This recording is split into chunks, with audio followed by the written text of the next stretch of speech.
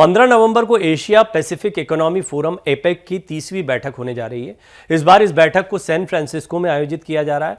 APEC 21 Pacific rim सदस्य अर्थव्यवस्थाओं का एक मंच है जो पूरे एशिया प्रशांत क्षेत्र में मुक्त व्यापार को बढ़ावा देता है। भारत इन 21 देशों के समूह में शामिल नहीं है, लेकिन 1990 के दशक से भारत इस फोरम में पर्यवेक्षक यानी ऑब्जर्वर की भूमिका निभाता रहा है। इस स्टोरी में हम जानेंगे क्यों भारत के लिए एशिया पैसिफिक इकोनॉमी फोरम में शामिल होना जरूरी है और इसके बीच क्या अड़चनें आ रही हैं। एपेक या एशिया प्रशांत आर्थिक सहयोग की स्थापना 1989 में सदस्य देशों या अर्थव्यवस्थाओं के बीच सतत विकास और बेहतर आर्थिक संबंधों को बढ़ावा देने के उद्देश्य से एक क्षेत्रीय आर्थिक मंच के रूप में की गई थी।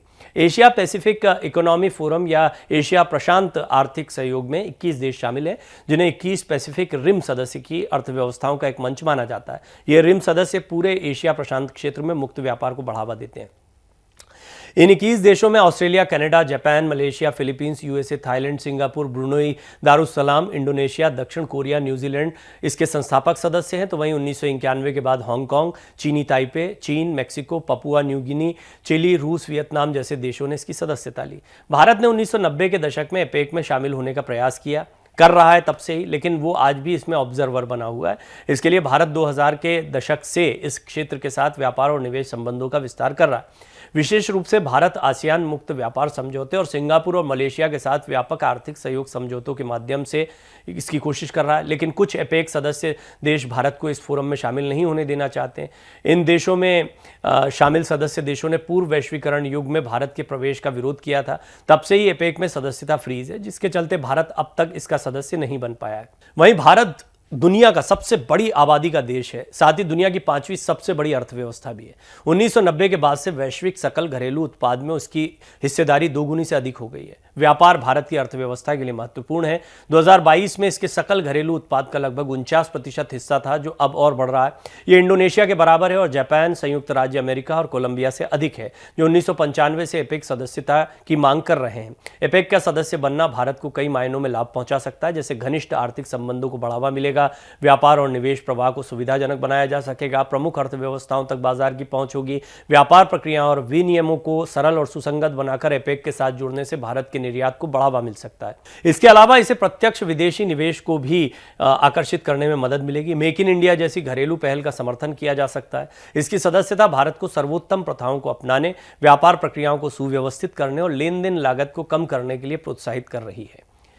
और इसके अलावा भारत एपेक के ठोस एक पक्षवादी विचारों से सीख ले सकता है, जहां सदस्य देश और औपचारिक बातचीत के बिना स्वेच्छा से व्यापार उदारीकरण उपायों का प्रस्ताव रखते हैं। वहीं इस फोरम की सदस्यता भारत के लिए सूचना प्रौद्योगिकी, फार्मास्यूटिकल, जैव प्रौद्योगिकी, नवीकरणीय ऊर्जा, इनोवेटिव एनर्जीज के बारे में जब बात होती है, और विनिर्माण जैसे प्रमुख क्षेत्रों में प्रौद्योगिकी हस्तांतरण की सुविधा भी प्रदान कर सकती है।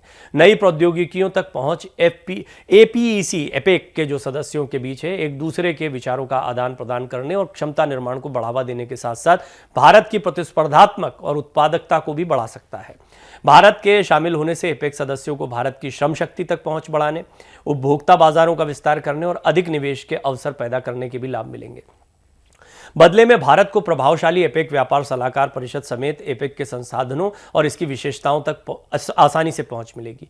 भारत विकासशील देश है जो अपने विकासात्मक हितों से जुड़े विषयों जैसे स्वचालन, सूक्ष्म लघु और मध्यम उद्योग और महिलाओं को आर्थिक भागीदारी पर चर्चा में भी भाग ले सकता है। भारत की इकोनॉमिकल ग्रोथ को अब दुनिया भी नज़रअंदाज नहीं कर रही है। एपेक के ये देश भी इनकार नहीं कर सकते इस बात से। लेकिन जैसा हमने आपको बताया कि कुछ देश हैं, वो चाहे सुरक्षा परिषद की बात आती है, एपेक की बात है, चीन जैसे कई देश हैं जो भारत को आने से रोकते रहते हैं। इसकी बहुत वजह है कि बड़ी वजह है कि इस क्षेत्र में चीन ने अपना एकाधिकार कायम कर रखा था। चीन का ये एकाधिकार भी भारत के लिए हमेशा से एक चुनौती रहा है।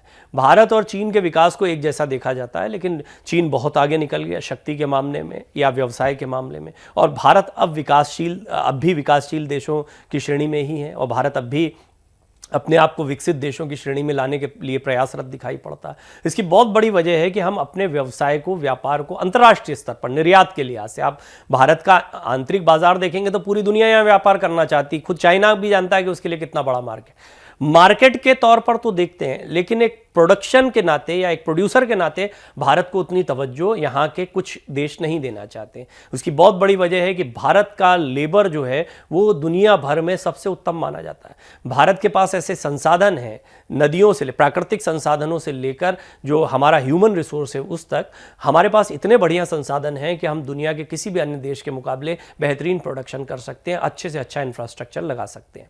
उदाहरण से समझ सकते हैं आप बांग्लादेश को देखिए, एक समय हमारा ही हिस्सा था, लेकिन अब बांग्लादेश जो है वो एक अलग देश के नाते लेकिन दुनिया भर में गारमेंट का सबसे अच्छा काम होता है। भारत में भी इसको इसी तरह से बढ़ावा दिया जा सकता है और ऐसे कई उद्योगों को। बड़ी बात यह है कि भारत के निर्यात को और पुश देने के लिए एपेक में उसका शामिल होना जरूरी दिखाई पड़ता है। यानी ऐसा नहीं कि भारत में उद्योगों को बढ़ावा नहीं मिल रहा है, उद्योगों की तरक्की तब होती है जब ये माल बिके भी और बाहर ज़्यादा से ज़्यादा निर्यात हो। तो भारत अपने आयात को कम करके पहले तो मेक इन इंडिया घर में बनाए, बाहर से खरीदना कम हो जाए, जैसे कि चाइना पर डिपेंडेंसी, अन्य देशों पर डिपेंडेंसी कम हो जाए।